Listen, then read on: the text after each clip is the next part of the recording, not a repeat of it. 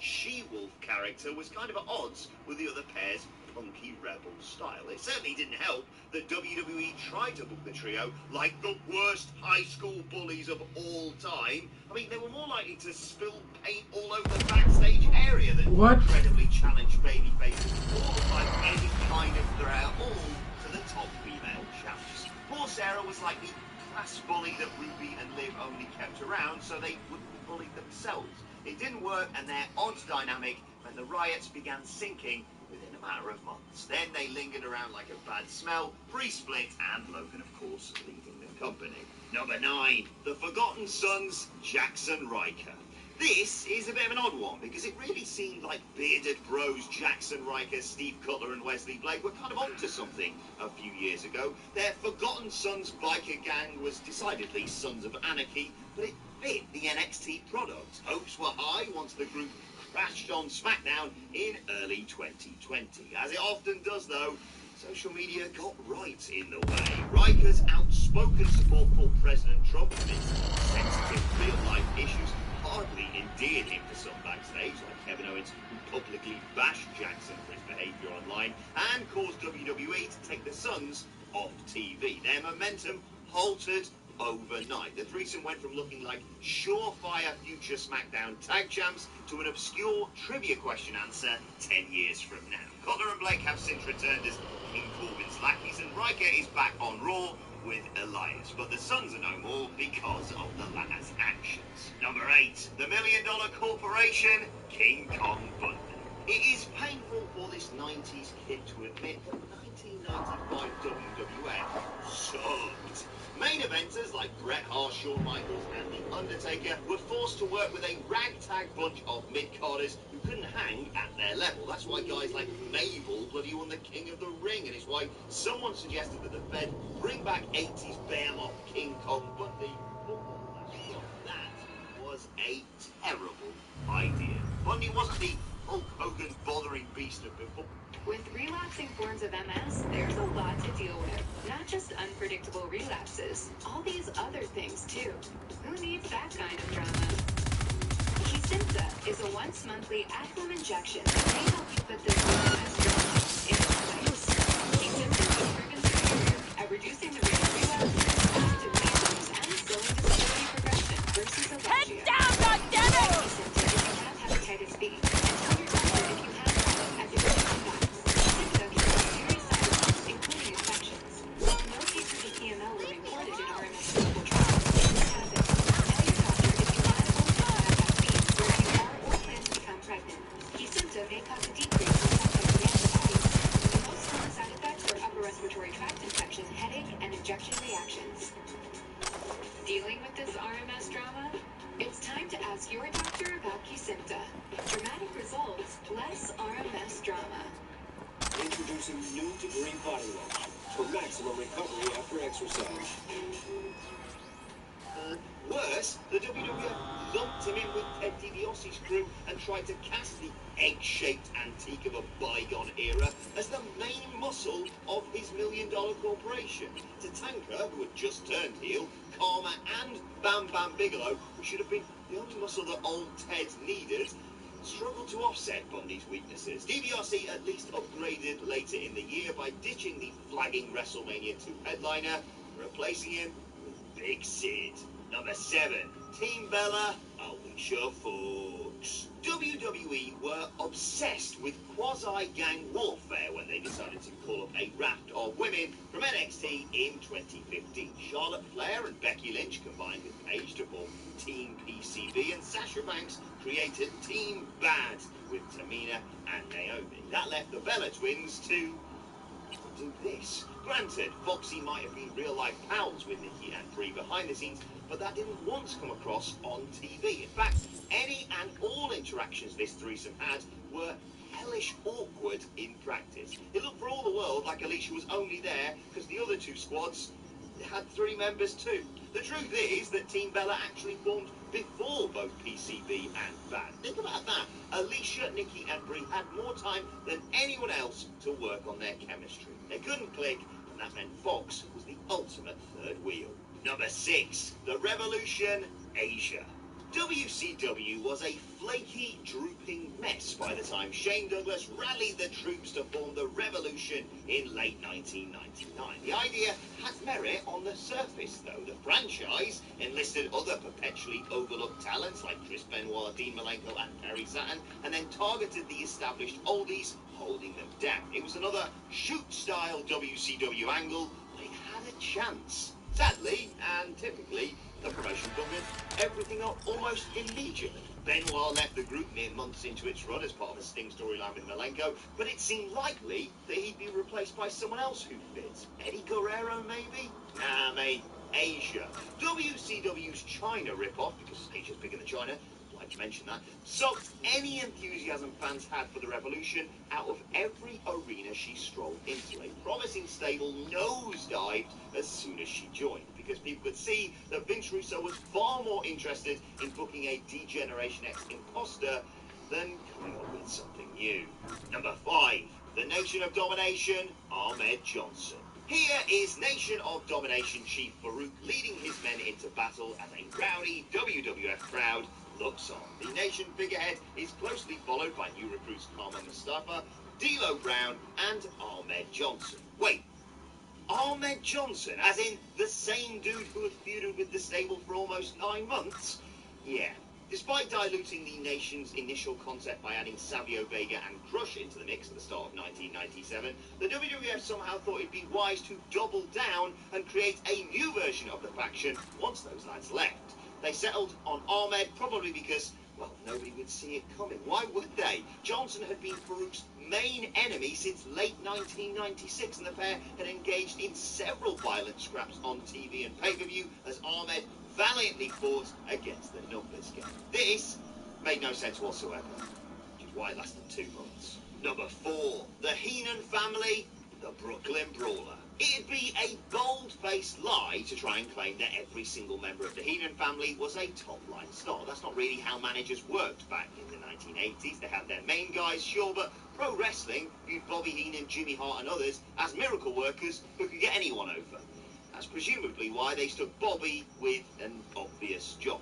Heenan took out from guiding the likes of Andre the Giant, the Brainbusters, and Rick Rude to introduce the Brooklyn Brawler. His entire purpose was to look like a was supposed to stick it to family defector, the Red Rooster. The problem? Well, Brawler was an obvious step down from Andre or future clients like Mr. Perfect and Ric Flair. He was literally enhancement talent who'd been dressed up in a gimmick to give him a little more juice. It was never going to work, and he made Heenan's stable of wrestlers look weaker by association. Number 3, the NWO, the Giant. You won't hear any complaints from me when WCW fanatics point to the NWO and declare it one of the best ideas in wrestling history. I mean, together, Kevin Nash and Scott Hall were dynamite as the outsiders, and their alliance with a newly turned Hulk Hogan was bad effing ass.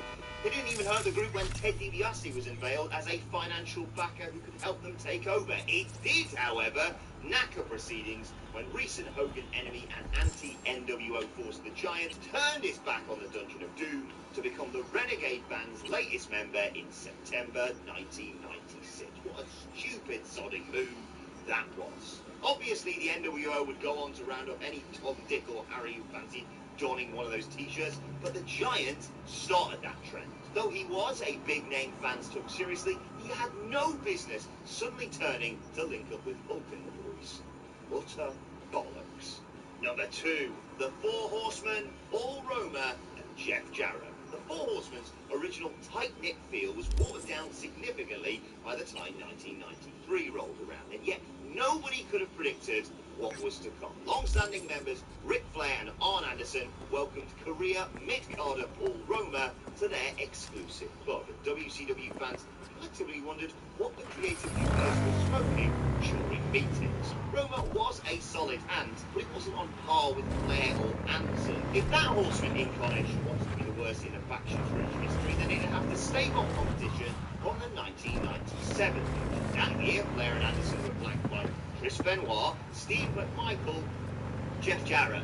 That's Jarrett in his country singer garb from the WWF days. It was a poor fit, to say the least. It didn't work. Even Mongo McMichael, with his Super Bowl ring and a party-loving lifestyle jive better with the Horseman gimmick than Jarrett.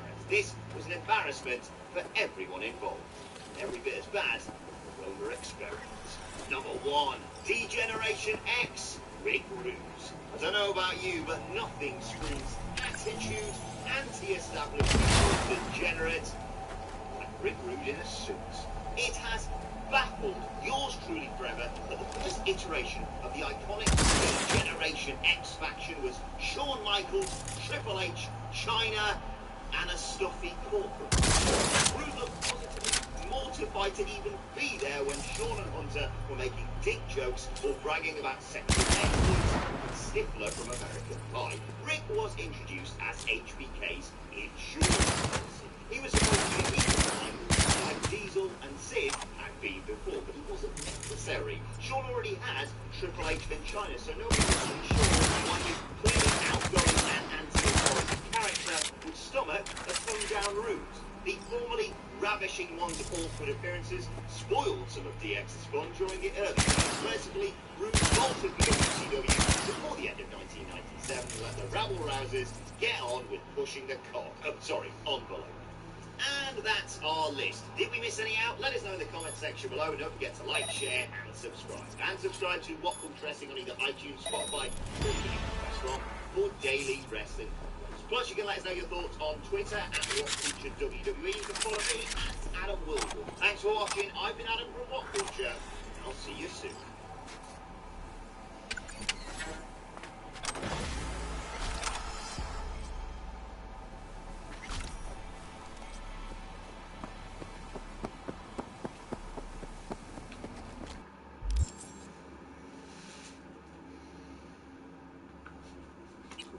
Becoming a demon lord, I think everyone knew that was an inevitable process, and especially seeing him rake up the kills in the way he does, I think we all knew it was going to happen sooner or later, where he would make that transition into becoming a demon lord, especially after Miller, back in season 1, threw that idea at him and saying, hey, why don't you become a demon lord, it's fine, you get the bottom up, and he just basically said, you're just bored.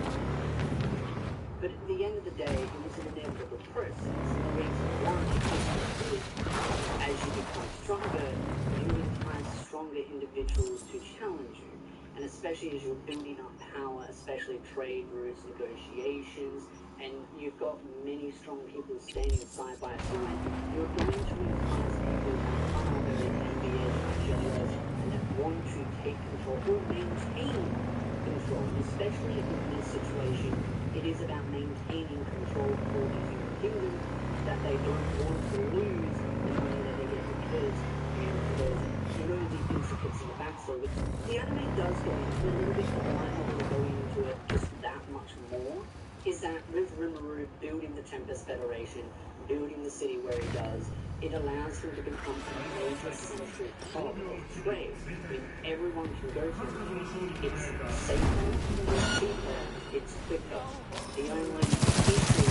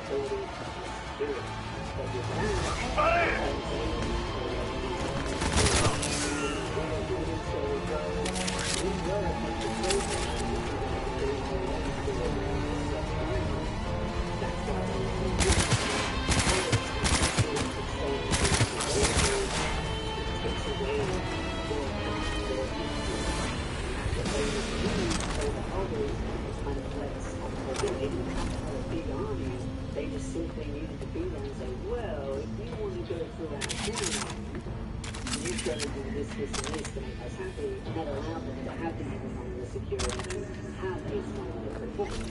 If they lose that, they lose the income, they lose the income, they can't pay their soldiers, they can't continue having the lavish life and the infrastructure and the buildings, etc.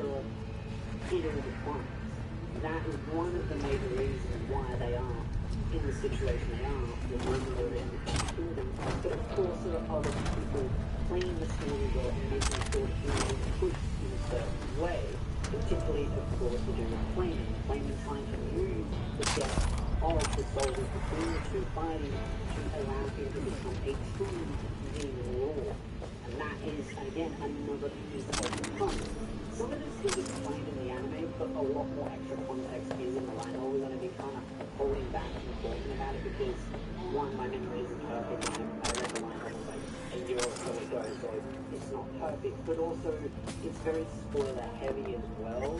And there were still many things to kind of unravel. But now that all the plot has been put out there, now people can see why it is playing the way it is. And I really do like that intricate component of the politics and the fighting and seeing Clayman do what he tries to do to try and manipulate and puppet. It's the same situation before that where Clayman was trying to do something else as well to try and puppet and control different situations. And there's still a lot more to this story to unravel. I'm leaving context out for some things because I don't want to spoil it, but I really do love the actual back and forth. But that being said, Rimuru is now raking up those kills. He's clearly going to become a demon lord. That is inevitable. But what I also felt was really, really interesting when first reading the light novels, but also seeing it in the anime and seeing people's responses is the betrayal. I mean, out of the 3 other worlders, only 3 of them died honorably, really. One of them had their head chopped off in a fight, even though they were a little bit too overconfident in their abilities and tried to use underhanded tactics that went bad. The other 2 died basically by betrayal. The girl died by one of the other welders that almost died by an individual. He ran away, he used her to get his abilities so that he could then heal, so he was a bit stronger, and then he made a run for it, and then he ended up getting killed by one of the other superiors that ended up taking his body over so that the old guy could end up living in a new, younger form with new powers and abilities. So it just shows you the betrayal that was going on within that community. Something that would not happen if Rimuru was loving the betrayal. But it just showed that they were all out for each other and had their own self-interest. But it also follows some previous media where they are those spiteful, bitter, and don't like seeing other people work hard to gain something. They to the world as it was the minimal amount of effort in and receive all the rewards and look great and be lavished in, praise and luxury, but they don't want to put the effort in, they don't want to build, they don't want to become something and be motivated to move forward. Again, as I said, improve. And also help those around them.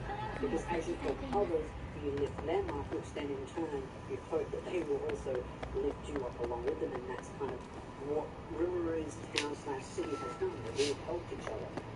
One guy scratches one back, the other guy scratches his back, and that's kind of the whole concept that started in season 1 with the Tempest Federation. You had one with, the fish, the harvesting, Oh, good, you're back. So, I was saying... Brand, bringing their little bit of extra food in. You had security, you had, the dwarven people contributing as well. You have allies bringing in trade, themselves to bring in. There's all these sort of components that allow each other to help, and it builds each other up rather than bringing Let's see what you've each other got. down. And that is what I really love, but it also brings in a lot of people that are very envious and jealous, which is, again, why these people are lashing out in the way they are, because, again, it's just spiteful, jealous behavior. But But again, it adds for some interesting story nonetheless, and Rimuru has no mercy for them. The way he goes about it is just as beautiful in the anime than it is in the manga and the light novels. Though, to be completely honest, I do feel like they did tone down on the blood and gore in the actual anime, and I think they've just done that for ratings. Again, you have the manga, you have the light novels if you really want the extra context and the extra sort of grittiness behind it, but I mean, Rimuru, as much as he's very angry, he's still very merciful for the most part. For the most part. I say that, but there are definitely parts where he is not scared to deal with those that will do him wrong. But in a sense, he can be somewhat lenient as well. Again, he's not stupid. I think that's something that Clayman, again, sort of treats him like, you know, Clayman kind of thinks, oh yeah, this is going to be easy. I just let the things out because I become a true demon lord, and both parties will come Clayman's not going to be happy when you find that Rimuru is the one that ends up becoming a true demon lord, and Clayman is not a true demon lord. There are many other parts to that as well that will play out. I'm really excited for the next couple of episodes. There is one character that I'm really looking forward to talking about, and I've been waiting patiently. I know some people have been waiting me to talk about it for a while, but also part 2 for the anime is also going to be beautiful because that's where things are going to start picking up. Again, I'm not going to spoil what I have a happens, grave but task those for you. that are worried The about literal kind. certain things, The Netrunner is still alive, but what happens to her is either a matter of time or your discretion. Bugbear is trapped in the net. If she jacks out, the tiger claws stand ready, waiting like vultures to tear her to shreds. And if she doesn't, her synapses will fly soon when I'm counting on you. See the details attached. Thank you.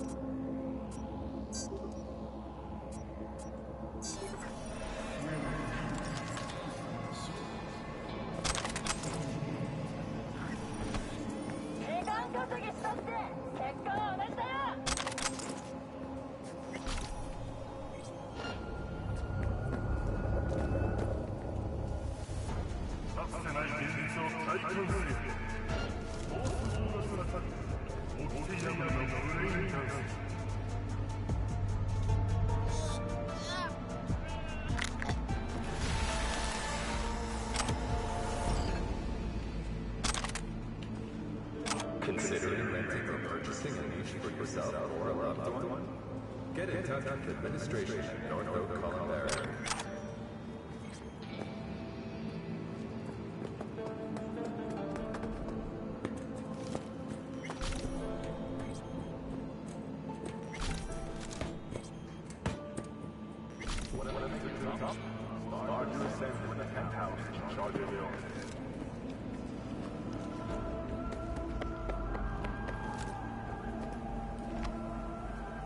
You don't want to fuck with me?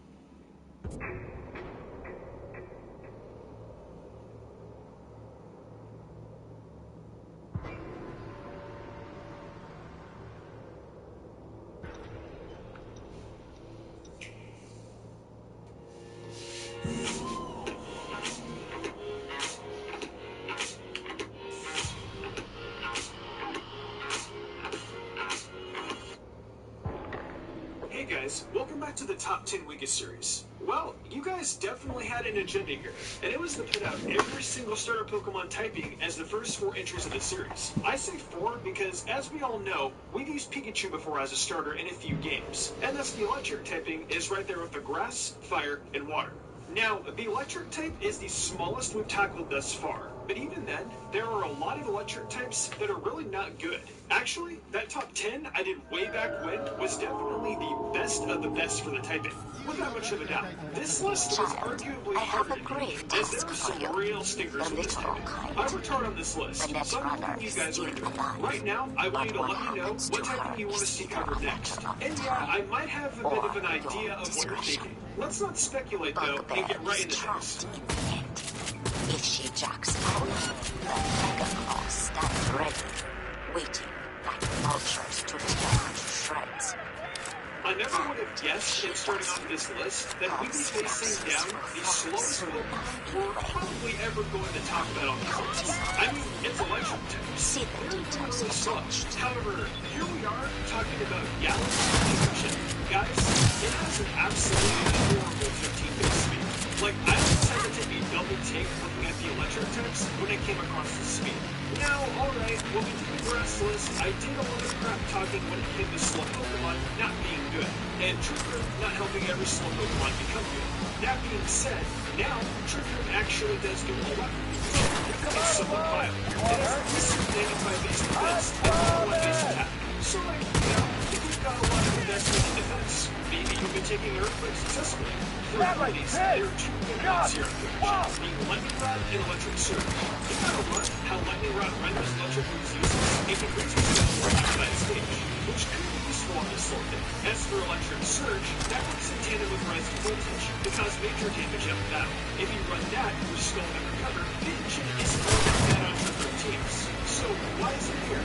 Well, it's because of reliability. I can admit that certain circumstances make a Pokemon even better, though this is a circumstance where Trick Room isn't making a Pokemon better, it's making it good to begin with.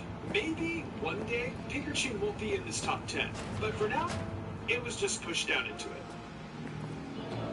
Finish your pick, babe, without pausing. Try YouTube Premium on us. Style uninterrupted. You love shopping. You love rewards. Make earning rewards happen. Next time you shop, earn cash back at your favorite businesses. Try Google Pay today.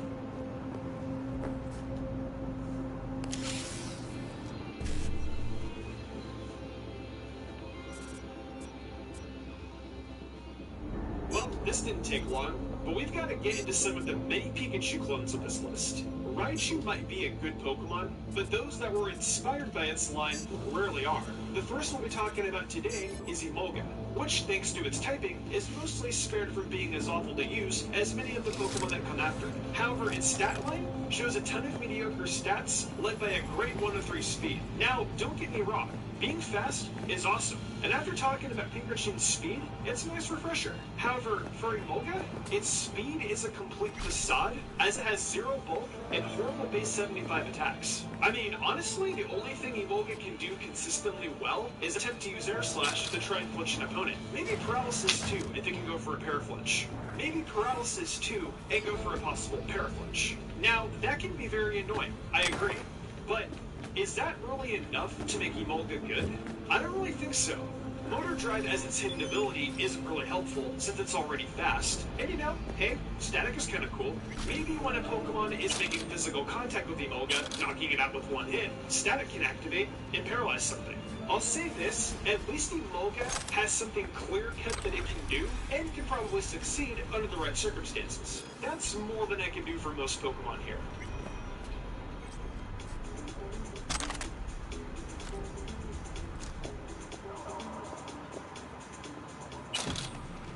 And if you subscribe to my channel, you'll get Silence, Mystic. I do not wish to be Bolton anymore. I just want to be Mudstang. Well, I'm sorry, Bolton.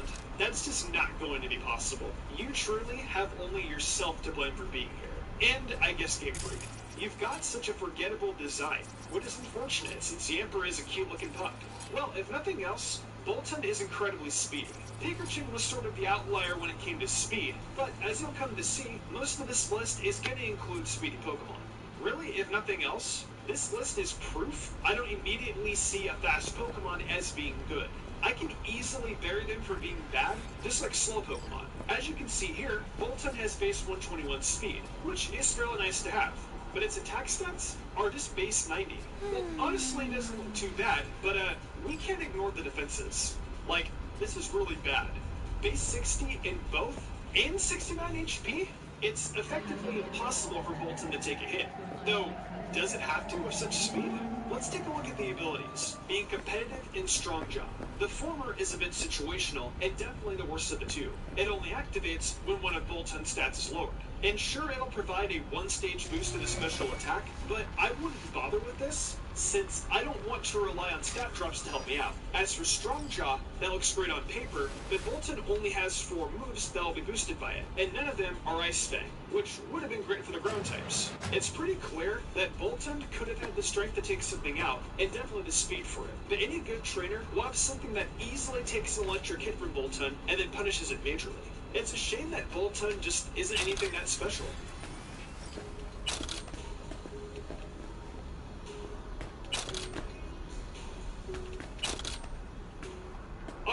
Alright, look.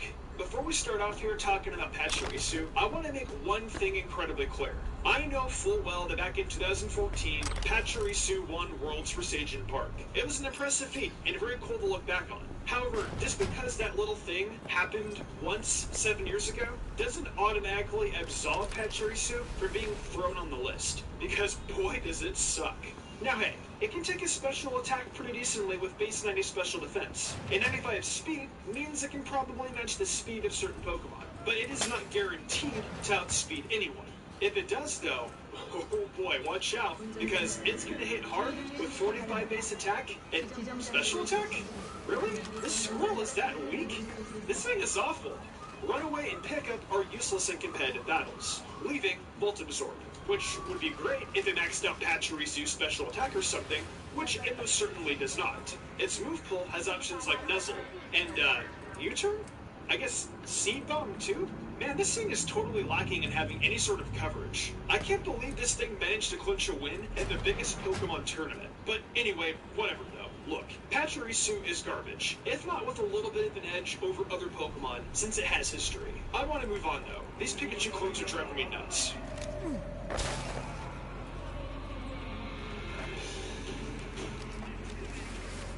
Oh yeah, clearly this list needs more Pikachu clones. So let's go with Dedenne. That is right. Dedenne is the start of Pokemon being really bad on this list. I would say it started with Pachirisu, but some fans would probably hate me. Let's take a fine look at these stats, where we see 101 base speed and 85 base special attack. Wow. Super. It's great. Except, it's totally not. Look at the defenses, the HP, and the attack stat. I mean, this thing has got a cavalcade of nice physical moves it can't do anything with. I'm talking U-turn, Flare Up, and Wild Charge among others. All of them being wasted by base 58 attack. Well God, done, it has pluses and ability too, which is so useless. As they Pickup and say, Cheek Pouch we will are be both in not great touch. either. Pickup being entirely useless. At the very least, there are only 2 weaknesses that Dedenne needs to deal with. And being a fairy type leaves it with access to Dazzling Gleam, so it can hit some Pokemon for nice damage. I've gotta say, there isn't a whole lot more for me to say about this, as it's clear-cut, kinda not good. But, at the very least, Dedenne avoided going top 5. Lucky for it.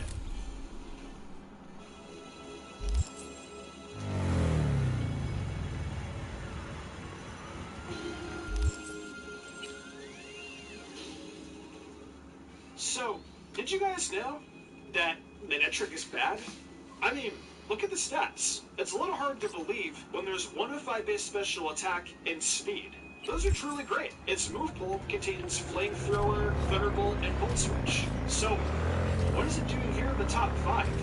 Well, the short answer is its lack of bulk.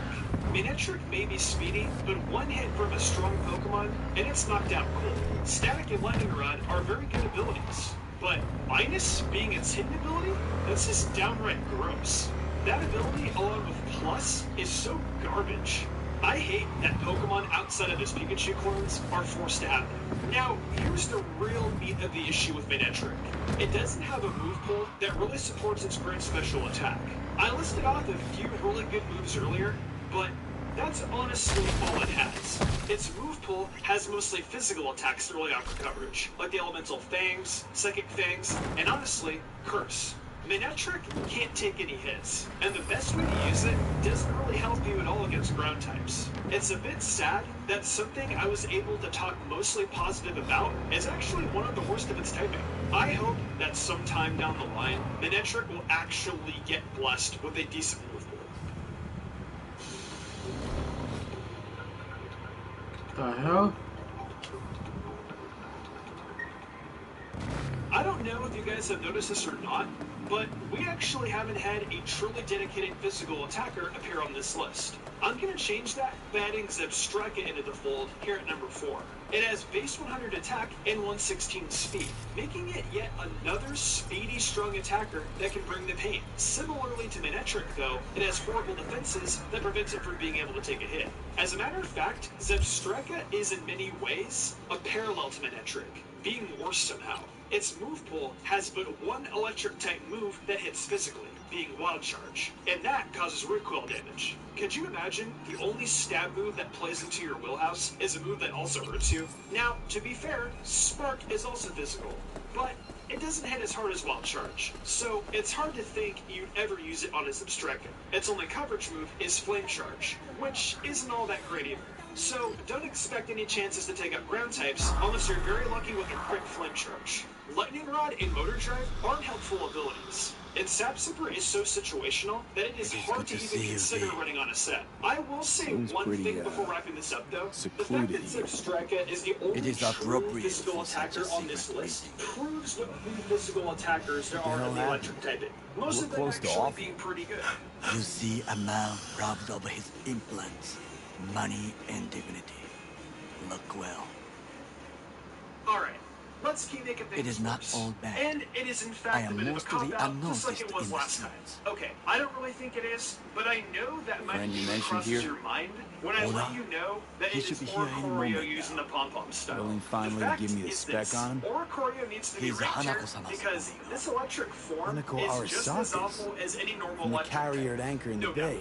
It isn't like Saburo's it's some daughter. special form that Yes, Oricorio and transforms if he into during believes battle. It's Will something next that meet is with her. entering and exiting one. I will say, this is probably the second best Sure of you the can forms, trust him? though it's still pretty Yes. damn bad.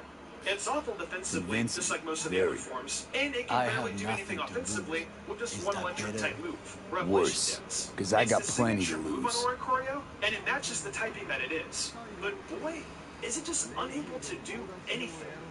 Like Is a great move, and a good Revelation style. Dance at least He's is base usually 90 power, camouflaged. so it gets stab boosted to 135, making it somewhat strong. All of that just doesn't matter though, as beyond the base 98 special attack and 93 speed, Oricorio has garbage bulk, and it'll get pretty hurt when switching it on stealth rocks. I don't have anything else to say other than its ability sucks, its good stats are useless, its move pool is garbage, and it is definitely one of the worst electric types.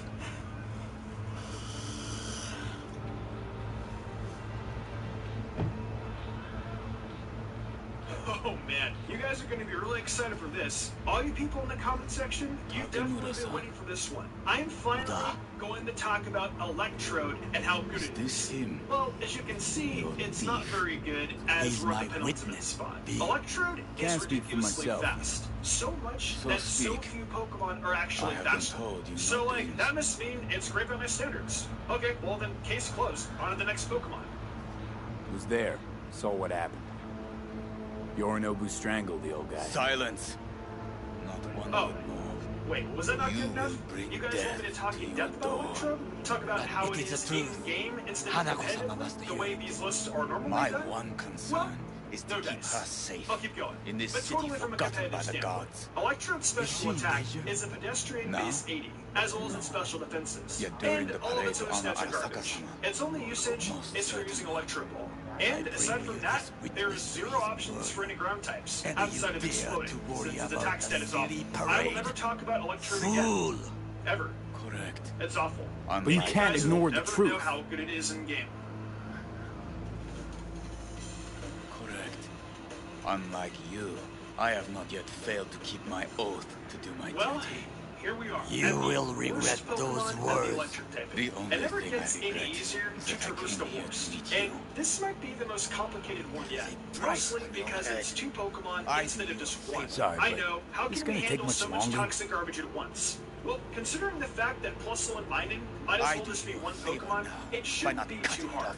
Look, I get it. I'm not stupid. Plus-1 mining's gimmick means there shouldn't be two of them. However, what's the point of creating the worst Pokemon of the type and then thinking, hey, let's rip it in half so it takes up two Consider slots yourself of lucky. I just don't understand. Not like we're but asking for a whatever. whole lot Rather here. than try to comprehend Just Game Freak's one choices here, brief let's look at the meeting. stats. Plus-1 Hanako mining should decide have if what nearly we say identical is stat true. layouts, except You they can't swap decide their for special you. stats. That Will you means help? 95 base speed I for will both, not. with awful But physical I will stats in let you HP, leave this and then either place, 85 or this city, 75 in the special stats. unharmed. Despite the If speed I see being either good, of and I you guess again, borderline okay special will not stats, be so neither of these lenient. Pokemon even very begins to careful, carve out a role my as a friend. good electric type on We any are all team. so far Like, from just home. look at the move pools. They both have very similar ones, with very few changes. Good fucking and neither are all that great. One hour Who soccer cares if they whack get jobs Thunderbolt, already. Discharge, or Volt Switch? They can hit quickly, but doesn't even matter when the defenses and HP are so bad.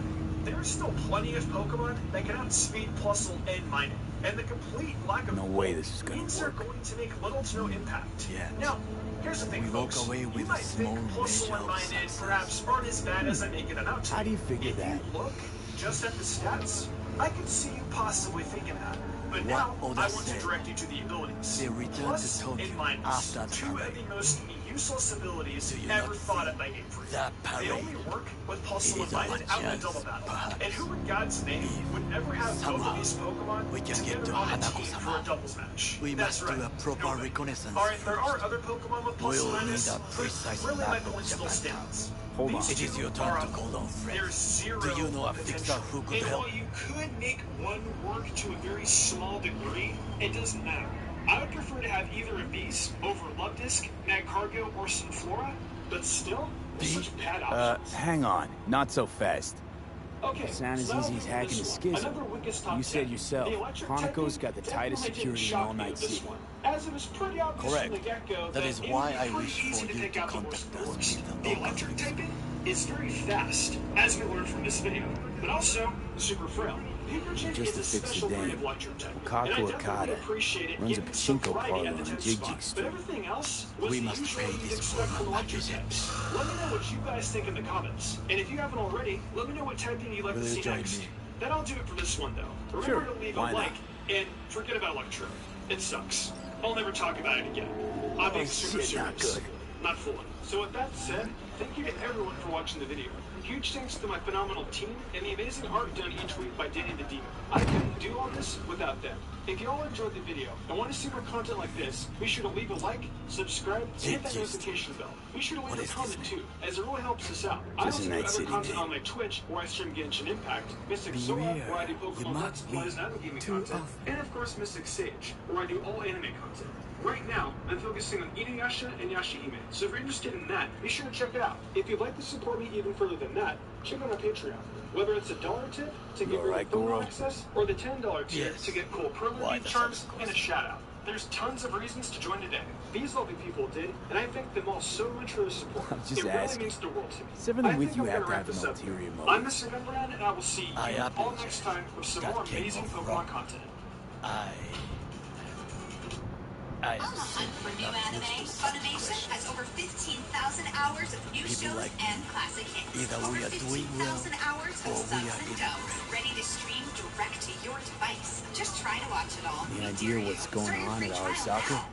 Only what I can surmise from what I see on TV.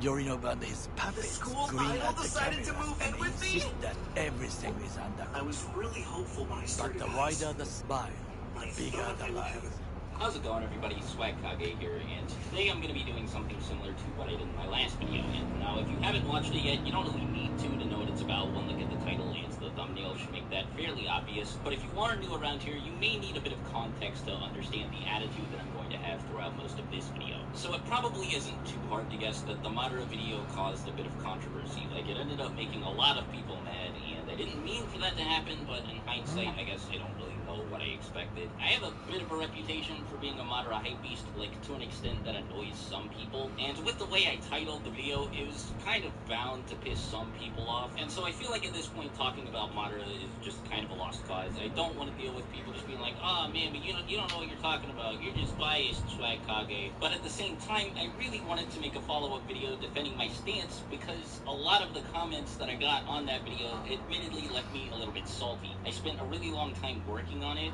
and to put all the effort into the video that I did, only to get comments from people unironically claiming stuff like, but Swag Kage, see, Madara got killed by Zetsu, so how's he supposed to take on the entire Akatsuki?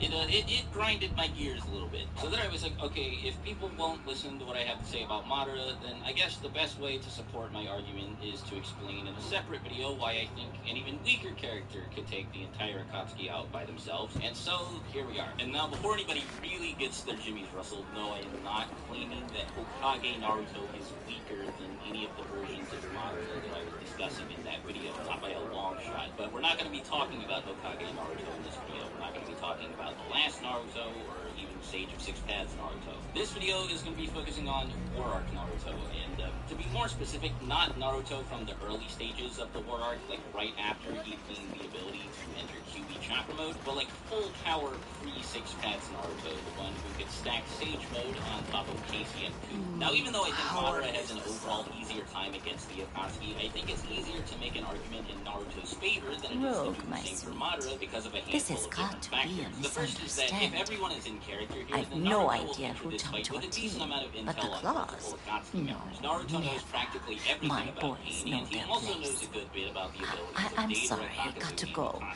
He should also have a pretty decent understanding of how Obito's Kamui functions, since he learned a fair bit about it when Kakashi identified the jutsu's weaknesses. Now, for the sake of fairness, that would also mean that any member of the Akatsuki that's fought Naruto in the past would have to go into this fight with any knowledge they gained from fighting Naruto. And of course, I know that doesn't make any sense because Kakazu and Nagato both died immediately after their fights with Naruto. But to keep things simple, we'll just say they get brought back with Renee Rebirth or Dragon Balls or something, because it definitely isn't fair to give Naruto the insight that he's acquired over the course of the series and not do the same for the Akatsuki. Now, in my opinion, this doesn't really make much of a difference. The only people who should know anything about Naruto's Chakra mode are Nagato and Itachi, thanks to their brief skirmish with them while they were reanimated, but they shouldn't know that he can stack Sage mode on top of his transformation, or that he can manifest a Chakra avatar in the shape of Kurama. So no matter how you slice it, unless you completely take intel out of the equation, Naruto has the edge in terms of knowledge here. Naruto is also really would have already made the call if you intended to. And even though Madara can use it as well, he definitely isn't as good at it as Naruto is. The Shadow Clone Jutsu is also kind of Naruto's thing. I still have my phone at hand. So I imagine people probably have an easier time picturing him. Let's start with the Eddies you already own. Sandra Dorsey job. Weren't in any rush to collect before. Surely you can especially by the time of the War Arc, where they're almost as now is not the time. Like, for example, Naruto sent one of his clones to assist the 4th Division in need intel on the parade that's scheduled to come through Japantown. One shot the 2nd Tsuchikage, was almost single-handedly responsible for the defeat of the 3rd Raikage, and still somehow had enough chakra left over when Madara showed up to create shadow clones of its own, perform multiple Odama Rasengan, a Rasen Shuriken, and then do this thing where he created like 200 shadow clones and then had all of them shove Odama Rasengan into Madara's oncoming wood release thing. One clone did all of these things, and it was created by a Naruto. What is it? Tiger Claws. Kind of like the family dog screwing the cat. So strong can't possibly be fond of the people who killed your grandkid. That was very long ago. Let them die. Time's the best healer. Was such a valuable like that, asset that his clone's presence was worth more to the people there than preserving the lives of some of their fellow soldiers. Everything's that is on the absurd. And then after Naruto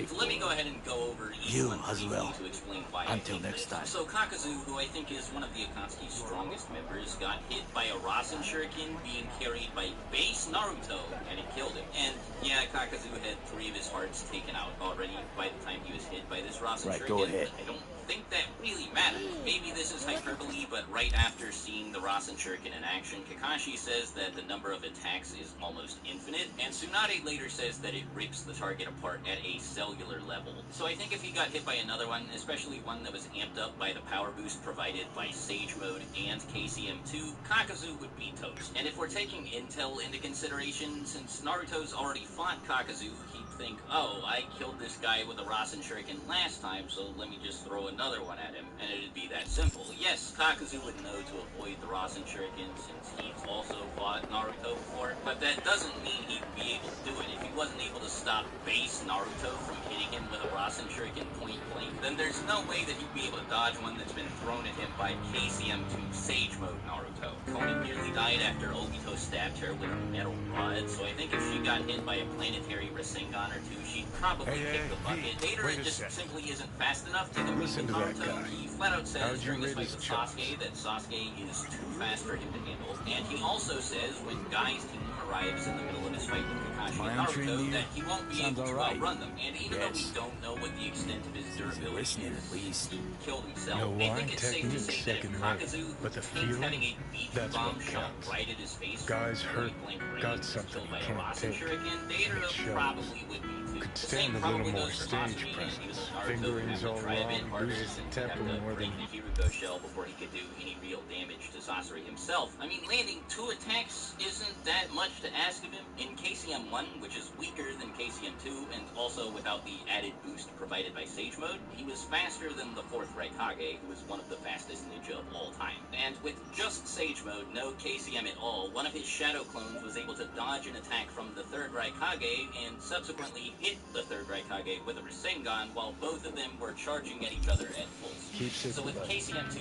and Sage Mode buffing him simultaneously, Naruto's just way too fast for people like Deidara and Sasori to hit him with any of their attacks or avoid any of his attacks. I mean, sure, they may be able to dodge some, but not everything that Naruto throws at them. And the same applies to most of the Akatsuki's other members. I'd be inclined to put more faith into Kisame if we hadn't seen Naruto make a complete joke out of him. Like, fresh after acquiring the ability to enter QB Chakra mode, Naruto blitzes Kisame pretty badly and forces him to start coughing up blood with one kick. Kisame remarks that Naruto's really, really fast, and B even compares his speed to that of Minato's teleportation jutsu. So if Kisame fought KCM2 Sage Mode Naruto, he'd get blitzed even worse, and if Naruto chose to hit him with anything stronger than a basic kick, he'd take a pretty substantial amount of damage. Like if a Hirudora was able to knock Kisame out of commission, then a Senjutsu Bijudama would probably get the job done too, and even if that's not the case, it's not like Naruto's only allowed to hit Kisame one time. He still has plenty of other stuff that he can access in his arsenal. So if the two of them went head-to-head, I don't think Kisame would have much of a chance. Aside from the big 3 I mentioned earlier, that just leaves Hidan, and I don't think anybody's going to claim Hidan has a chance against this form of Naruto, so I think I can pretty safely move on. Now, some of you may be preemptively saying, Swag Piggy, you freaking doofus. You are not taking teamwork into consideration here. There's too many of them and they can use teamwork. You doofus, you made this mistake in your last video you were talking about this multi-task 1 versus 1 battle. You moron. You doofus moron. And I mean, yeah, you're correct about that, but I feel like it's fair for me to do that in this case because, like, you know,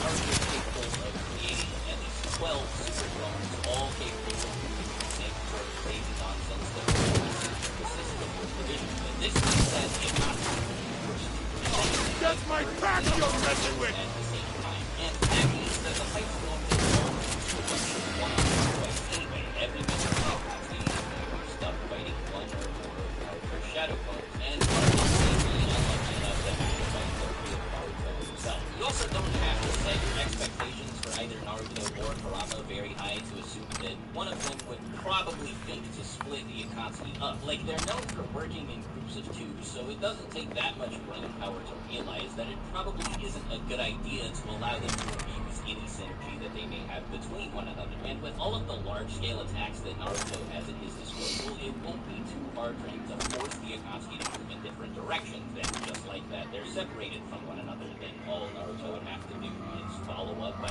pursuing each member of the Akatsuki with one of his clones, and they're all locked into a one-on-one fight against one of Naruto's shadow clones. Even if that doesn't happen, I think it's pretty unfair to assume that the Akatsuki works better as a team than Naruto does with literal clones of himself. So either way, I don't think that the Akatsuki's teamwork ability will make much of a difference here. Now moving on to the big boys, Itachi, Pain, and Obito. I mean, I don't really have that much to say about any of them, so sorry if this is a bit briefer than a lot of you had hoped for, but there's not much that any of them can do to make a dent in Naruto or even slow him down a little bit. So starting with Itachi, like I already said, his genjutsu won't work here. So he's going to have to rely on Amaterasu, his Susanoo, and I guess Izanami. Personally, I don't even think Itachi would consider using Izanami in this fight. Like, he should know that the moment he exits his Susanoo, Naruto is going to blitz him into next week. A couple hits from Cassian to Sage Naruto, and he is dead. And the thing is, he'll most likely be fighting one of Naruto's shadow clones, so he'll somehow have to get past the clone, make it all the way to the real Naruto's location, and somehow take care of the setup needed to pull off Izanami, all without sustaining any fatal wounds. I think that's just expecting a bit too much from Itachi, especially with his sickness being a problem and all of that. And even if you want to disregard his sickness, Itachi still has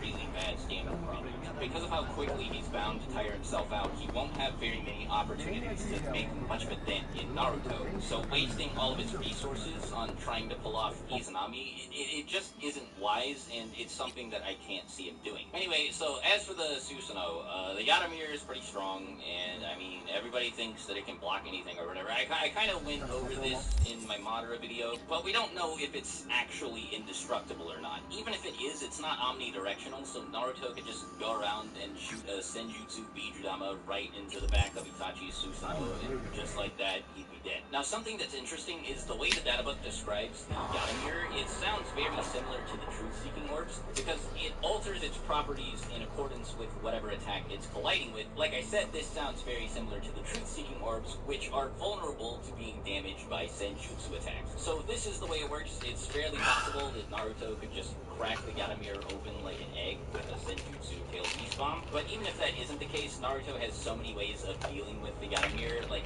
the worst case scenario is he'll just have to wait for Itachi's chakra supply to deplete itself, then his Susanoo will automatically disappear, and he'll basically be able to secure a free win. As for the Totsuka Blade, I mean, Naruto should know to avoid it since he watched Itachi one-shot Nagato with it, and especially with this knowledge on his side, he should be moving way too fast for the slow, clunky Totsuka Blade to pierce him. Pain is kind of self-explanatory because he lost to Sage Mode Naruto, and now I know that was only because of the help that Naruto got from the Nine Tails halfway through the fight, but now hopefully you see where I'm going with this. This Naruto has access to the full power of the Nine Tails, and he can stack Sage Mode on top of it, so he should easily outclass Pain at this point. Since all but one of the paths went down to standard baseline attacks, Naruto should be able to take most of them out with a single Rasen Rinnegan, and that would just leave the Diva path left over, and the only thing that he has that Naruto would have to worry about is, like, Chibaku Tensei, and considering what it took to blow up Nagato's gravity sphere, I think that a volley of Bijudama, like the one that Naruto shot at the Ten Tails, especially when amped by the power of Senjutsu, would be capable of producing similar results. Even if Naruto does somehow get trapped inside of Chibaku Tensei, he can just break out by manifesting his Kurama avatar, and for Pain, that would kind of suck, because if he were to use Chibaku Tensei, he'd end up sealing a handful of other Akatsuki members inside, so Naruto just breaking out immediately after would probably be a little bit demoralizing. I'm sure somebody will bring up Shinra Tensei in the comments, but Six-Tail Cloak Naruto was able to overpower one of Pain's Shinra Tensei, so this Naruto should have no problem doing the same thing. Without Sage Mode and without his Kurama avatar, he was able to deflect 5 Bijudama at the same time, so a Shinra Tensei, even one on the same level as the one that destroyed Konoha, which, by the way, would probably do some pretty serious damage to the Akatsuki like Chibaku Tensei, shouldn't be too hard for Naruto to deflect or outright avoid either. This just leaves Obito, and the problem with Obito here is, it's pretty simple. The only thing he can do to Naruto is suck him into the Kamui dimension. Problem with that is the first Naruto that gets trapped there is probably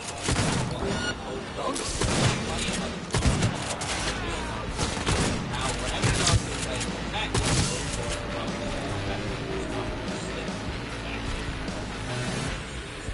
whenever he does though, Naruto that's inside of the Kamui dimension will be able to damage him. We saw this happen when Kakashi was trapped inside, so I see no reason to believe the same would apply in this fight. This means that Obito basically has no offensive firepower, and on top of that, whenever he uses Kamui offensively, he can't phase through attacks at the same time, and I think we can all agree that Naruto is definitely fast enough to capitalize on Obito materializing his body, and since Obito can't take very many punishing physical hits, it won't take long for Naruto to get rid of it. Now, in the comments of the last video, there were a lot of people who were pretty upset about the fact that I said Obito isn't very durable, especially because I commended him for his durability in my How Strong Is Obito Obito video. The thing is, it's one thing to be durable, and it's completely different to be able to tank the sorts of attacks that Naruto and Madara can rapidly dish out, and Obito does not fall in category number 2. We're also talking about Orange Mask Obito, not White Mask War Arc Obito.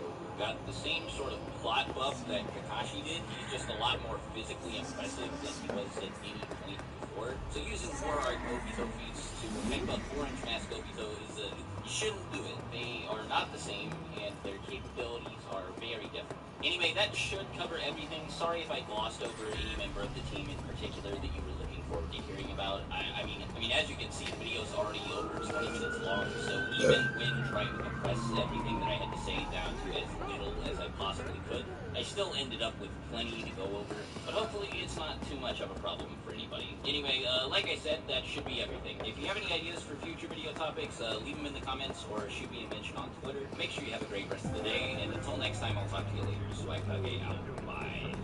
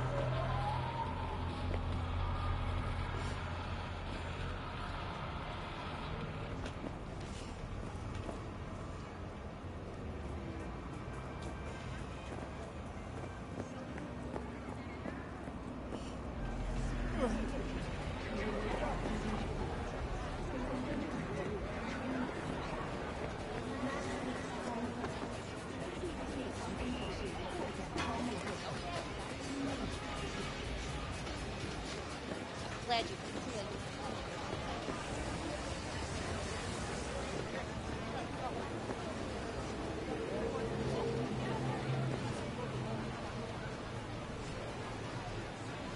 Mind if I just peruse? If you're not gonna buy anything.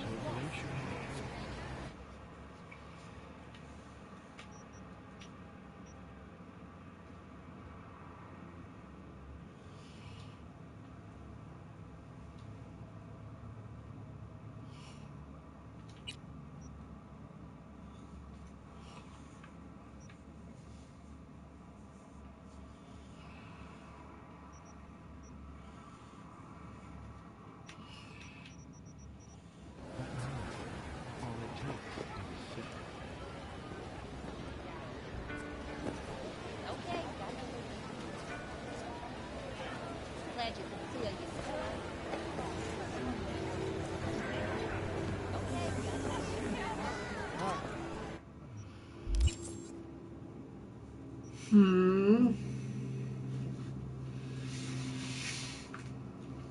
Our world's broken. We need to work together to restore peace. My girl Ryan and I are gonna fix the world. You're getting a little too big for this, bud. Raya and the Last Dragon. Order it on Disney Plus with Premier Access. You wrong in the head or what? I know this looks ridiculous. How can I possibly claim that crystal beasts are almost broken? This archetype has been around since 2007, and it's never really been a competitive deck, so who am I to say the deck is very close to being a champion team? Well, I've been playing crystal beasts for a very long time, and throughout the years, while the deck has never been competitive, the problem is that a lot of the cards have aged pretty well. I want to talk about what makes the crystal beast cards so good and what makes them not competitive enough. I really want to explain to the video that crystal beasts are like big cards away from being a really good archetype. And yeah, you could probably say that about a lot of decks, especially decks like this that were around back in the day and had a lot of non-return cards. But I think that that I want to explain talk about consistency because a lot of rogue decks, a lot of casual decks really suffer in this department. But Crystal Beasts have tons of ways to start their combos. You have great cards like Crystal Beast Sapphire Pegasus.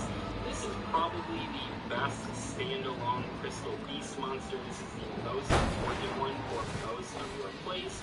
It is the main starter card. It is the main normal summon, and it has a great effect that's not a hard once per turn. So if Crystal Beast Sapphire Pegasus is summoned, so normal, flip, special, whatever, you can place one Crystal Beast monster from your hand, deck, or graveyard face up in your spell and trap zone as a continuous spell.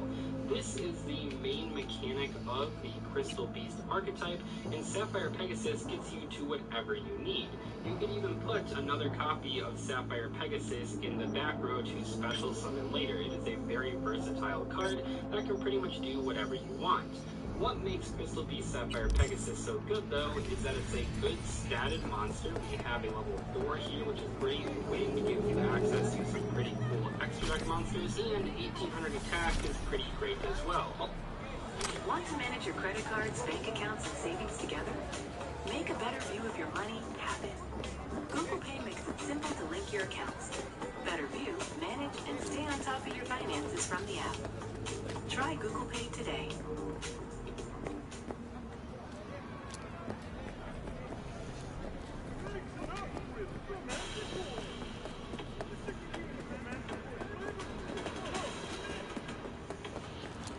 All of this, added on to the fact that it has a great effect and it's not a hard once per turn, makes for a very powerful monster in a deck that really needs cards like this. Now, for a very long time in Yu-Gi-Oh's history, opening one of your 3 copies of Crystal Beast Sapphire Pegasus usually was the difference between winning and losing. This really was the most important card to have in your opening hand in any Crystal Beast deck, and if you didn't draw it, oftentimes your hand was virtually unplayable. What was really cool, though, is a few years ago, Konami gave us more Crystal Beast support, and this is when the deck finally got consistent. Legendary Duelist 2 gave us 2 very important cards for the Crystal Beast deck, and this is why the deck is suddenly a lot more consistent than it ever was in the past. First, you have Crystal Bond, a normal spell card that says, add 1 Crystal Beast monster from your deck to your hand, and place 1 Crystal Beast monster with a different name from your deck face up in your spell and trap zone as a continuous spell. You can only activate 1 Crystal Bond per turn.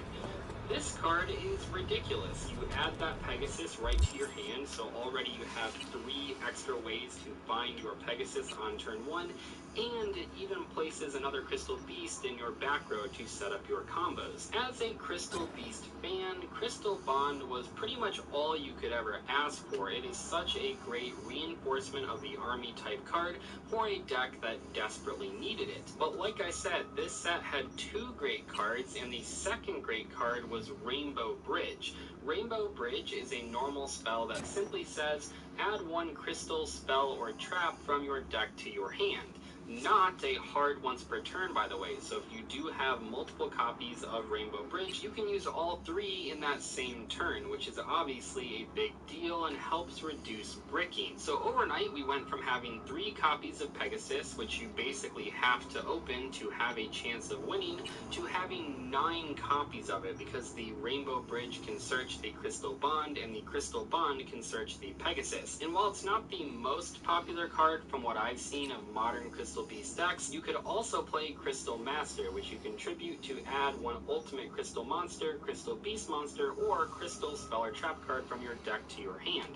So that would essentially give you like 12 copies of Pegasus. I can't say I recommend playing a full 3 copies of Crystal Master, because obviously if you are normal summoning this card, you can't use your normal summon on Pegasus, but it is definitely a card to consider if you really want to boost that consistency even more. Tired of cooking at home? Change it up without getting up. Just order Jersey Mike's through our app for no contact delivery or no contact at the door pickup. Jersey Mike's. Be a sub above. New PowerEdge servers work collaboratively, delivering insights in real time. so you can adapt in real time. Together, we stop at nothing, so nothing's in your way. But by itself, consistency is not enough of a reason to play a deck. So let's talk about the power plays of the Crystal Beast deck. And I know this sounds like a joke because I realize Crystal Beasts are not that good of a deck, but trust me, this has always been where Crystal Beasts have been pretty good. You have really strong cards like Crystal Beacon and Crystal Promise. These are your main spells for putting more Crystal Beast monsters on the board. Crystal Beacon allows you to special summon a Crystal Beast monster from your deck if you have 2 or more Crystal Beast cards in your spell and trap card zone, and that's obviously a really powerful deck. Crystal Promise is essentially a monster board. Crystal Beast monster, but sometimes it's a little bit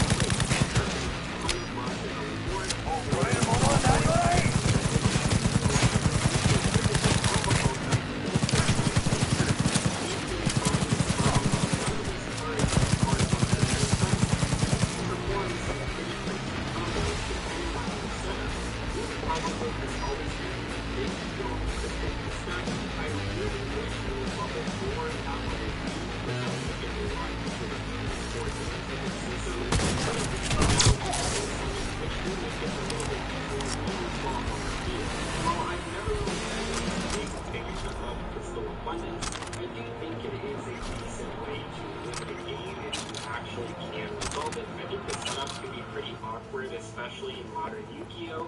And also I feel like this card is super weak to any form of negation, but if it resolves, you'll probably win the game, and it definitely is one of the most powerful plays in the Crystal Beast deck if you can actually get it to work. Finally, while these have gone down in popularity throughout the years, I do want to quickly shout out to Ancient City, Rainbow Ruins, and Rare Value. These can provide some pretty good effects if you have the right setup. Rare Value is actually probably better than Rainbow Ruins right now. You have a lot more ways to load up your back row with Crystal Beast monsters than you did back in the day, but Rainbow Ruins still has some uses. That special summon effect can be pretty big, the negation effect is alright, and the free draw is always welcome. Maybe not a staple 3-of like you used to play back in the day, but definitely a card that I would consider in a modern Crystal Beast deck if you wanted to try to play that. Now you might be thinking, well, wait a second here, you said the deck was almost broken, but you just gave it a lot of praise. And while it is true that I love all of the cards that I've mentioned so far, and some of them are very, very powerful in the context of this deck, notice how I didn't really mention a lot of monsters.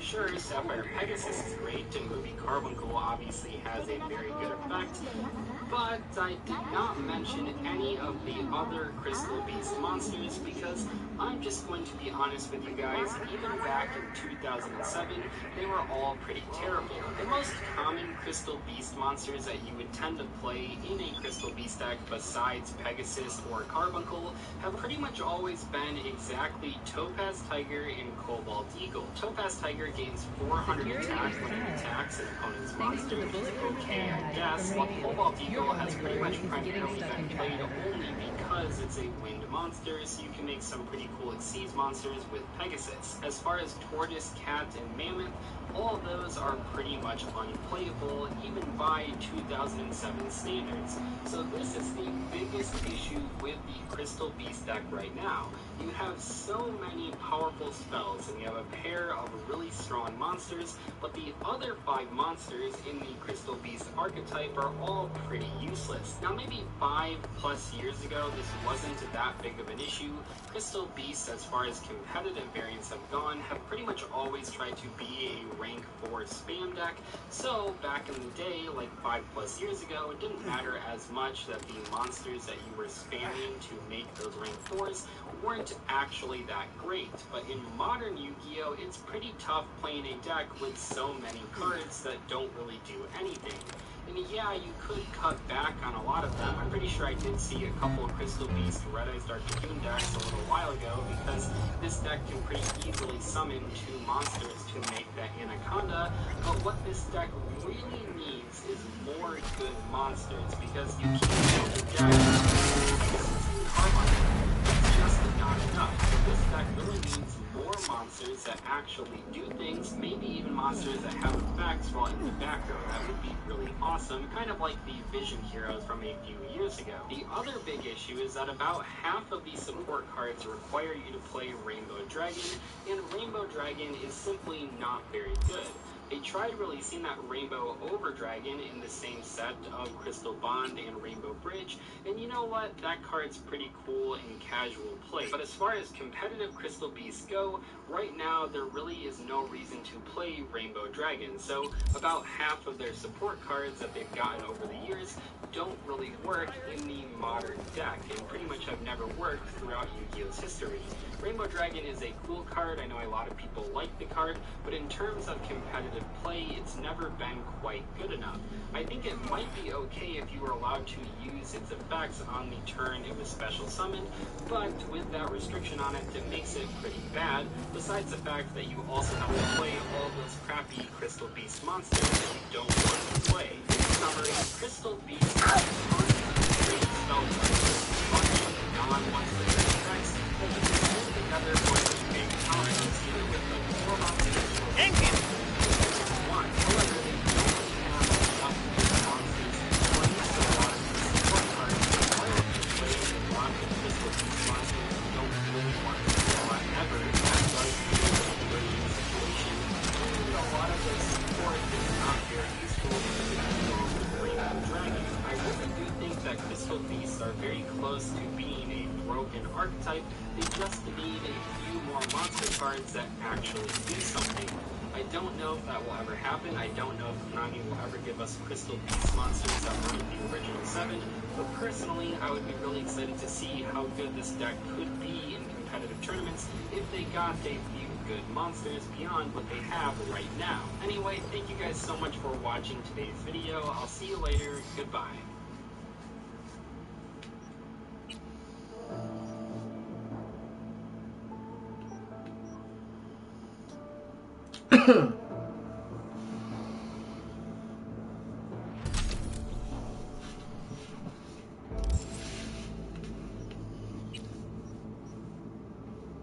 Men, this right here, crusty, sandpaper. You don't want that. Get something better for your skin. I finally decided to do it.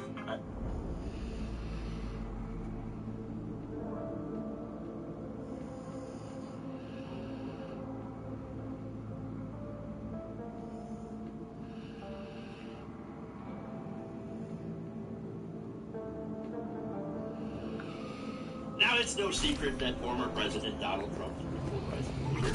Seems like you either love him or you hate him. I think most people feel the latter. Now, some people go to different ways to express such hatred. Other most opinions on Twitter, tweeting things at him, or being a Twitter reply guy, or, you know, making videos, or working against him, or, you know, doing all these different things, or even defacing his Hollywood Square, or is that Star? It's a Star, right? Hollywood Squares is a game.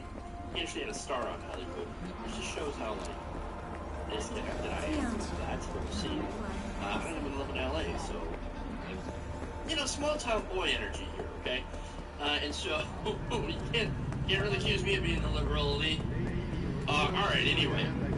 So, alright. So what we have here, related to Donald Trump, is, well, Trump's got a wax figure, and this wax figure has been attacked and defaced. So much so that the San Antonio attraction that showcased suspicious activity, in this case, former President Trump, ended up having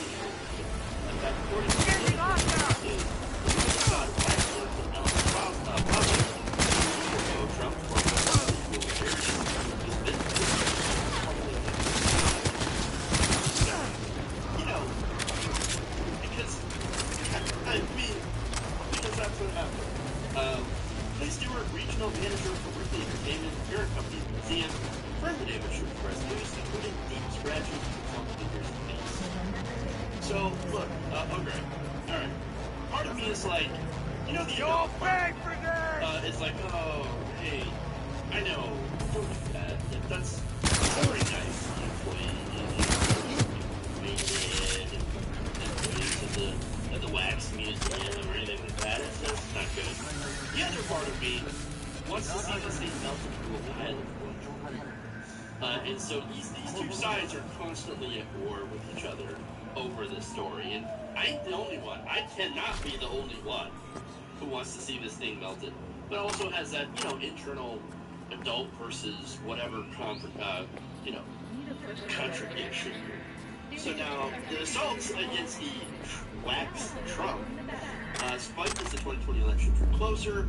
According to the article, the museum tried moving him to the front lobby with a ticket attendant to keep an eye on him. But even so, apparently, too good of a target. And they still went after him. Museum management ended up giving up in July and moved him out of sight, finally confirming the move this week. Because, you know, the whole Stewart, that quote, when it's a highly political figure, attacks can be a problem. And noted that Trump wasn't the only one to have been attacked by proxy through his wax likeness. Quote, what was that trouble with the presidential section? Because no matter what president it was, George W. Bush, Barack Obama, or Trump, they've all had people beat them. The ears were torn off Obama 6 times, and Bush's nose was punched in. Oh well, there you go. Since then, of course, Obama's figure has gotten a little bit less abused. Forgiving of Obama these days, after the disaster with Trump, and he's ripped his ears off. A lot of people are beating up the wax Trump. Now, repairs, of course, are planned. They're going to take him back out of storage right now. He's chilling with wax George Washington in the closet. Kind of like, I think it's kind of weird.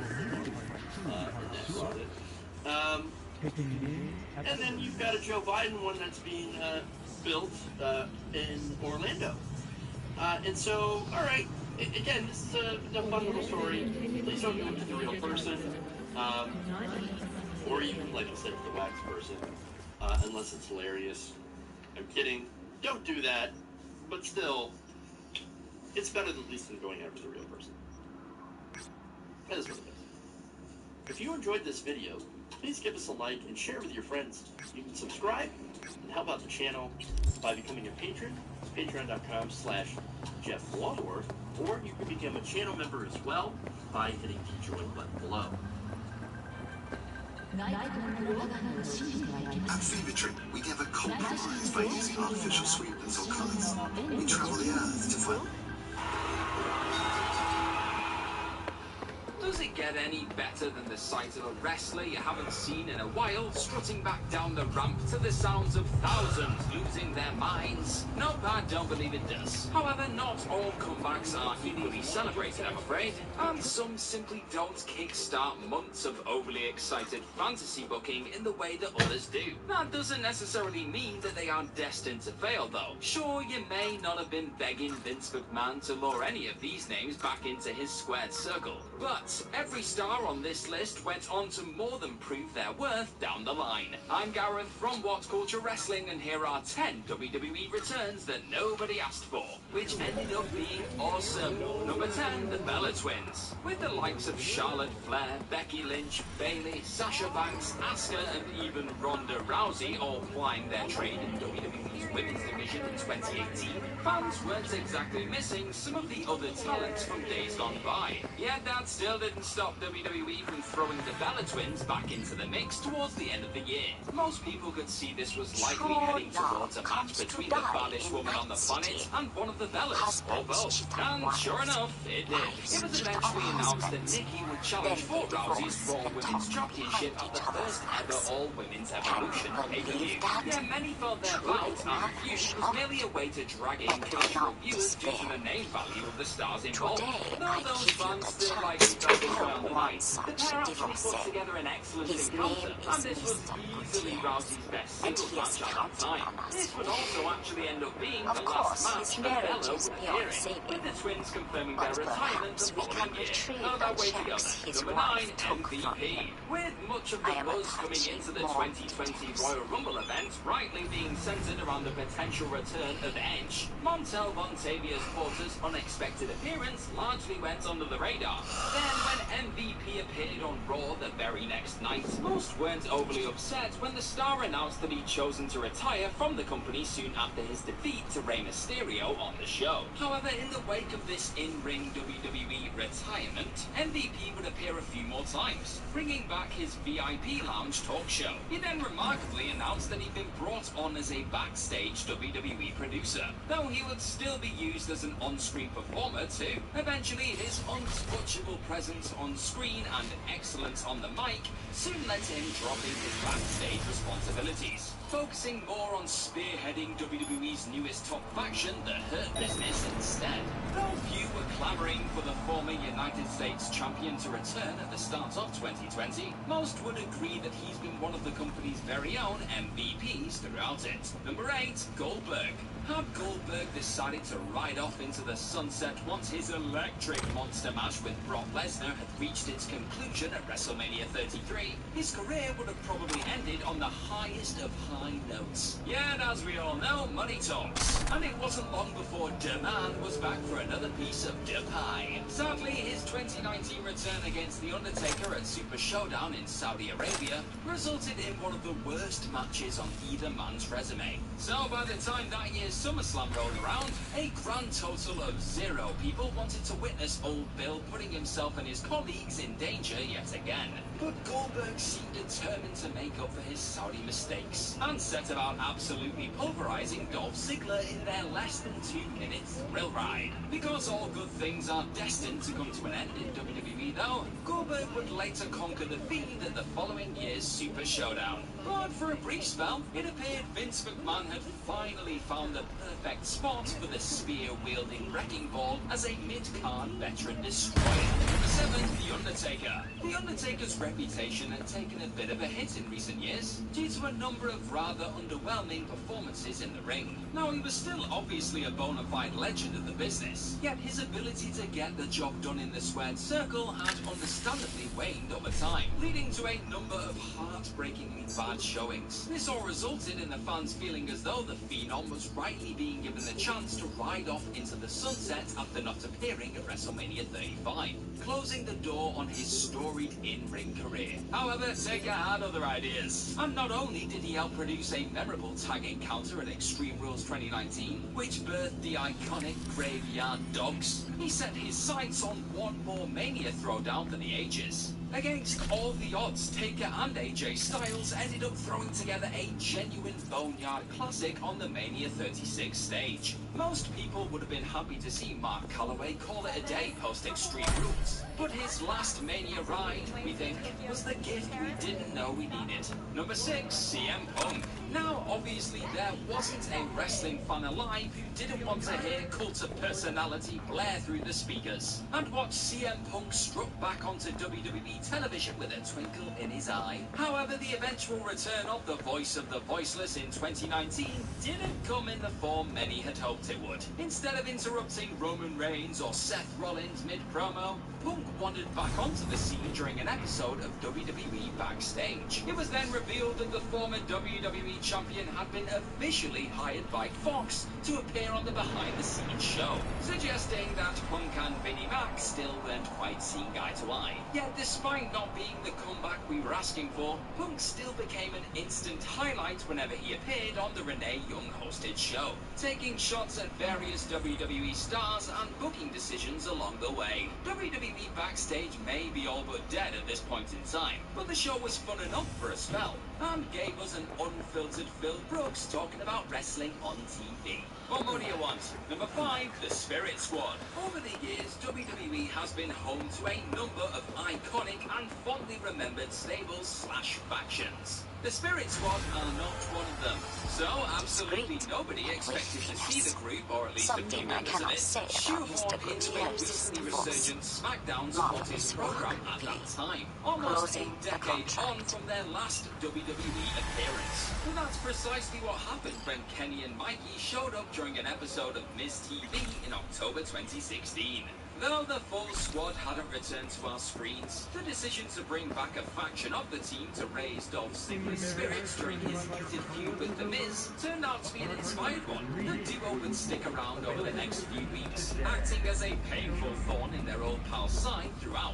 Sure, their return didn't last too long, and Kenny and Mikey waved goodbye again in November. But this Spirit Squad revival, aided by a seriously on-form Miz, was a lot more successful than it had any right to be. Number 4, Roman Reigns. Though fans were clearly expecting Roman Reigns to return to WWE programming eventually, after he'd spent some time away during the current global health crisis, few were overly excited about the prospect of the big dog character being crammed down our throats once again. However, it quickly became apparent soon after the main event of SummerSlam 2020 that this was not the same divisive babyface of old.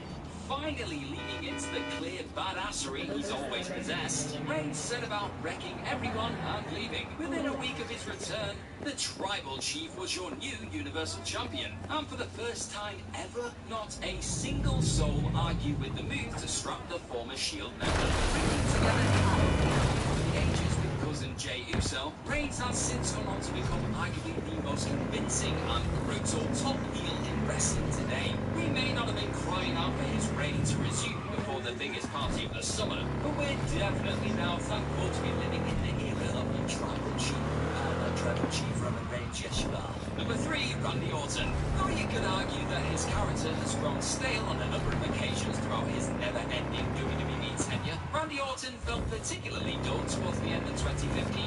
After feuding with Seth Rollins and The Authority for a spell, Orton was eventually written off television in October due to a legitimate injury. Orton was then absent from WWE television for around 9 months, with most people being too wrapped up in the main roster arrivals of stars like AJ Styles and Finn Balor to notice his disappearance. Yet, once he'd gotten an absolute mauling at the hands of Brock Lesnar away and SummerSlam, the former WWE champion slowly began to become an interesting prospect again. Not long after we got the Wyatt family, Orton was a SmackDown Tag Team Championship, Team SmackDown Survivor Series victory, and Royal success.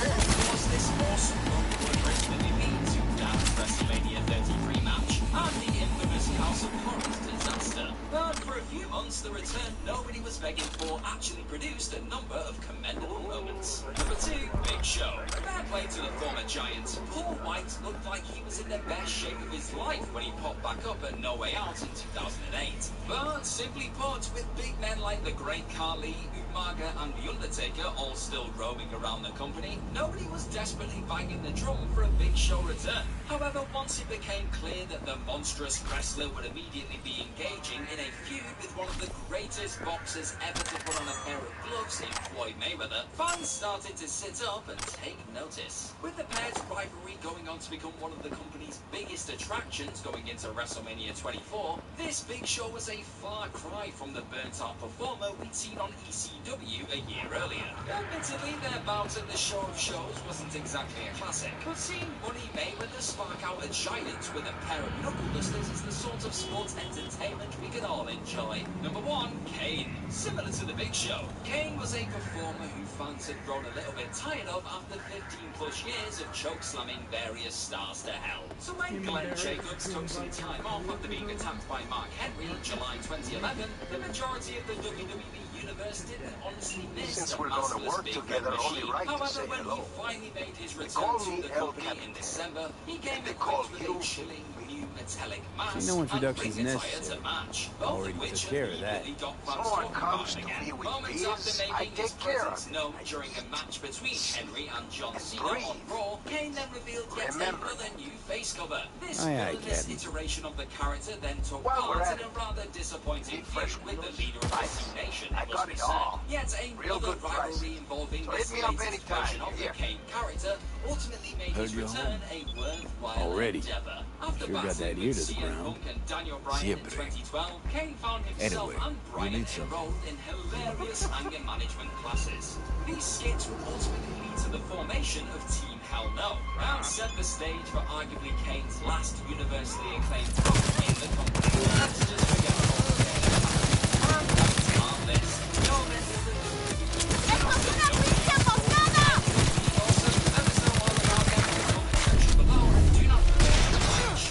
¡Te voy a sacar el puto corazón!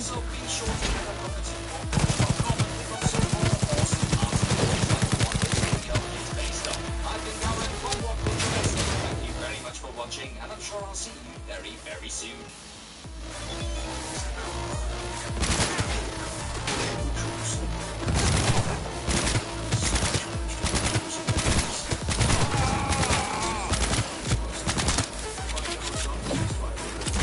¡Te lo mereces, cabrón!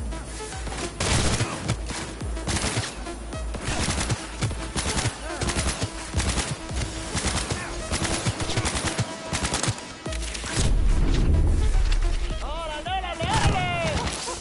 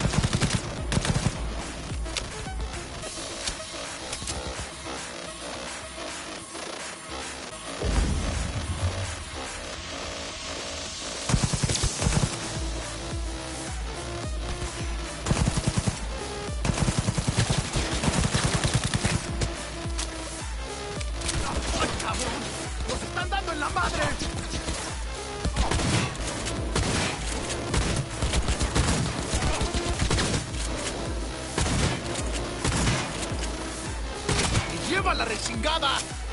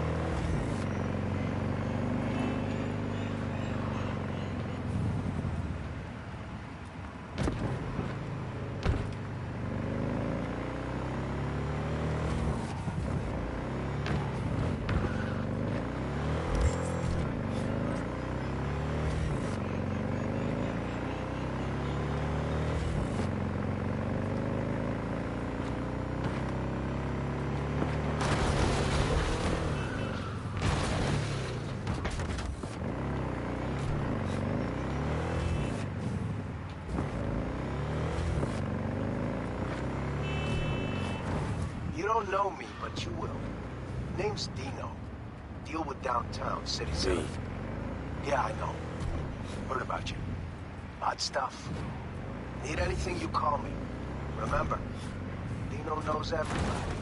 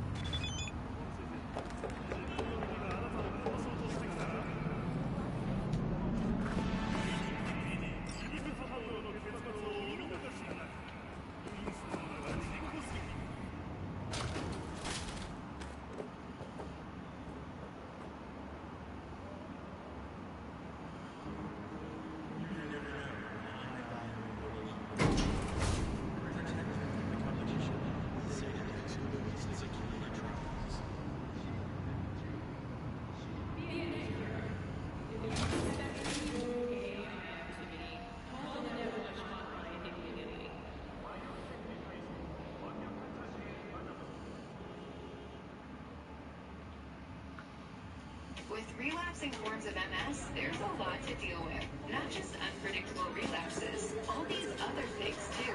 Who needs that kind of drama?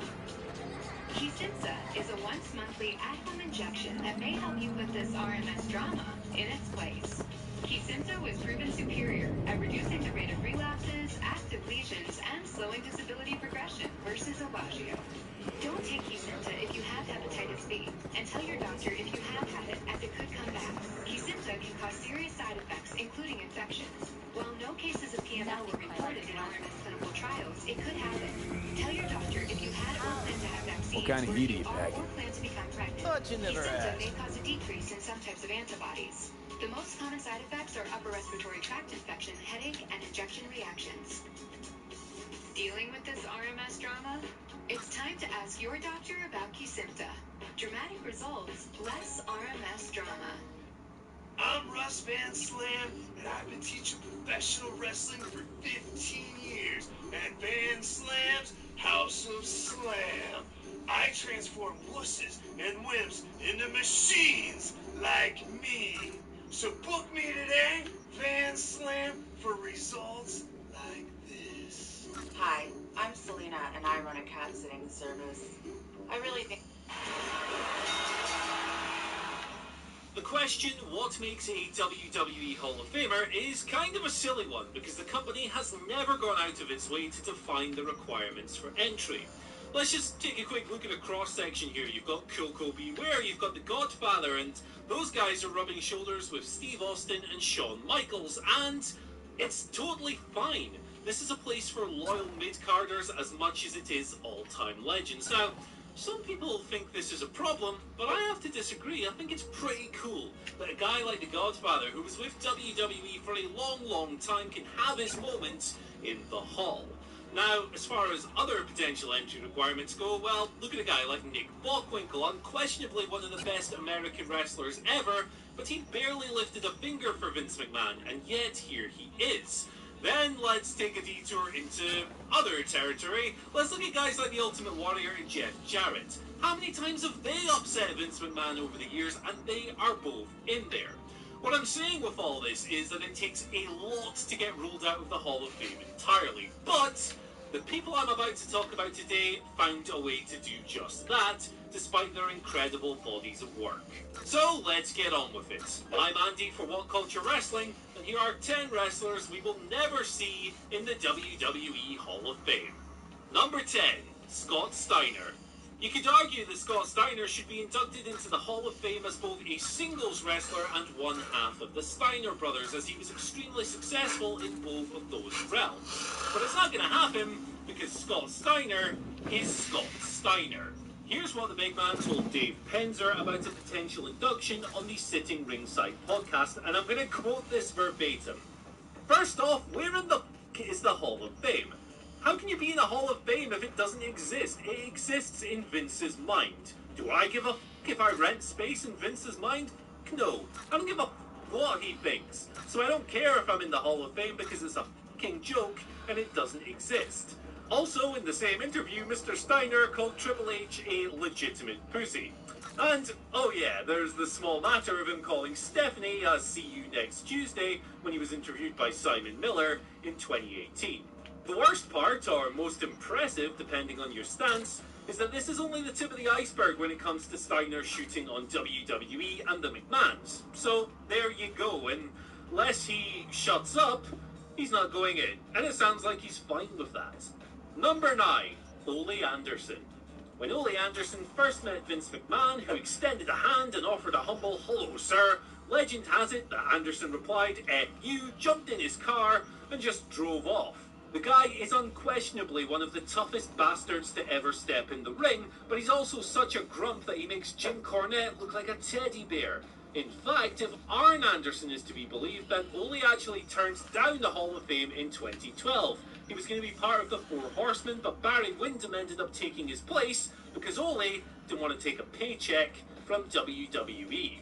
I mean, this guy's book is literally called Inside Out, How Corporate America Destroyed Professional Wrestling, so his thoughts on WWE are pretty well defined. So really, this entry is pretty self-explanatory. But it's kind of a shame in the end, because Ole was a founding member of the Four Horsemen. He's legitimately one of the greatest talkers ever, and at various points he was a really esteemed booker. He's just a big grumpy old dude, basically. Number 8, Marty Jannetty. This tag team legend should be in the Hall of Fame as a member of the Rockers, if nothing else, but may never be inducted for the very same reason his singles career never took off after splitting from Shawn Michaels. His demons. Let it never be said that Jannetty wasn't an awesome wrestler. Unfortunately, it's also true that he is pretty much Randy the Ram Robinson made real, having never truly been able to overcome the myriad personal problems that plagued his career. Jannetty himself admitted that he was still having trouble with addiction as recently as summer 2019. The guy, in all seriousness, needs help, and I genuinely hope he gets it someday, though he's adamant that he won't go back to rehab for a third time. Number 7, Demolition. Well, they started off as Road Warrior clones, Axe and Smash eventually did enough with the Power and Paint gimmick to make it their own, dominating WWE's tag team scene for a long, long time and standing as the longest reigning tag champs of all time for 26 years until the New Day came along in 2016. Demolition should be no-brainers for the Hall of Fame, but the fractured relationship between Axe and WWE makes that impossible. And in 2016, he took part in a class-action lawsuit alleging that the company had concealed the risk of traumatic head injuries. On top of this, Smash, the other half of the team, has stated that it would take a payday of $100,000 for them to even consider accepting the induction, despite the usual payday sitting somewhere between $5,000 and $6,000. Which, yeah, that tells me the WWE won't be opening the checkbook anytime soon. Number 6, Dick Murdoch. Captain Redneck was a number of things. He was a great technician, a crazy brawler, a top-level bumper and seller, an elite psychologist, and, oh yeah, a bloody KKK member. Now the accounts vary, but depending on who you believe, Murdoch was either closely associated with the terrible racist group, or he was a full-on member. Tony Atlas, Bad News Brown, and Rocky Johnson have all gone on the record to say this, and even Dusty Rhodes, his old tag partner, used to tell an old road story about how Murdoch would take him to a KKK rally without even telling him beforehand. That definitely isn't a legacy that WWE would want to be associated with, even though Murdoch is a former tag team champion. Number 5, Steve Williams. A big, bruising badass and certified bomb dropper, Dr. Death was tailor-made for Japanese wrestling.